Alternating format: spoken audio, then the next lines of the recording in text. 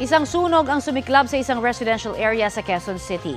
Batay sa investigasyon, nagsimula ang sunog pasado alas 9 ng umaga sa barangay Old Balara. Umabot po yan sa ikalawang alarma at 10 truck ng bumbero ang kinailangang rumisponde. Kontrolado na ang sunog habang patuloy pa ang pag-apula ng mga bumbero. Iniimbestigahan pa ang sanhi ng apoy.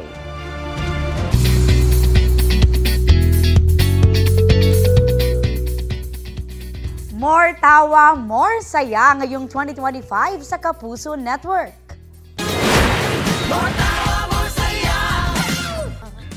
All out at all year round pa rin ang paghahatid ng world-class comedy at fun-filled entertainment ng Kapuso Comedy at Game Shows. Yan ang promise ng Pipito Manaloto, Bubble Gang, The Buboy and Tekla Show at Family Feud.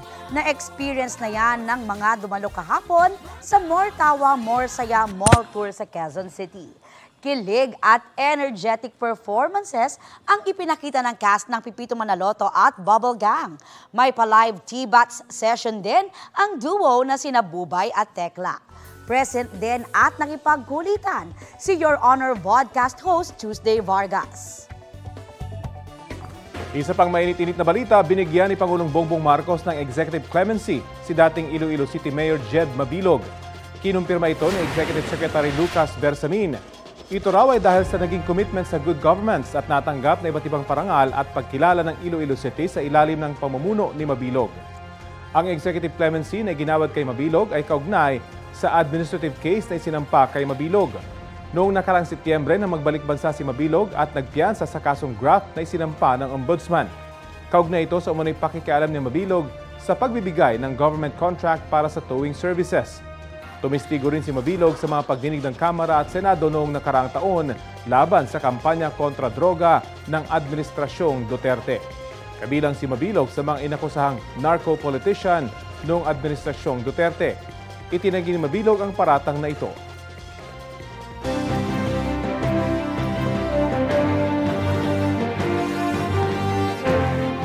Kahit may ilang naging aberya, tagumpay raw ang idinaos na mock elections itong Sabado ayon sa Commission on Elections. Kabilang sa mga naging aberya ang pagluwa ng automated counting machine ng balota tulad sa Makati City. Sabi ng COMELEC, wala naman naging aberya sa iba pang lugar na pinagdausan ng mock elections maging sa Singapore. Kaya naman ayon sa National Citizens Movement for Free Elections o NAMFREL, dapat paigtingin ang training sa mga guro para sa pag-ooperate ng ACM. Para sa Parish Pastoral Council for Responsible Voting o PPCRV, normal na magkaroon ng maliliit na problema sa mock elections. Makakatulong daw ito para mag-improve pa sa mismong araw ng eleksyon. Pinatatanggal online at iba pang medium ng Muntinlupa Regional Trial Court ang teaser video ng The Rapists of Pepsi Paloma ni Daryl Yap kung saan nabanggit si Vic Soto. Batay sa inilabas na desisyon ng Muntinlupa RTC, laman daw kasi ng teaser video ang usapan ng 2 taong patay na at hindi na pwedeng ma-verify. Ang desisyon ng korte ay nag-ugat sa inihaying writ of habeas data ng aktor at TV host na si Vic Soto. Gayunman, pinayagan ng korte si Yap na ituloy ang produksyon at pagpapalabas ng pelikula.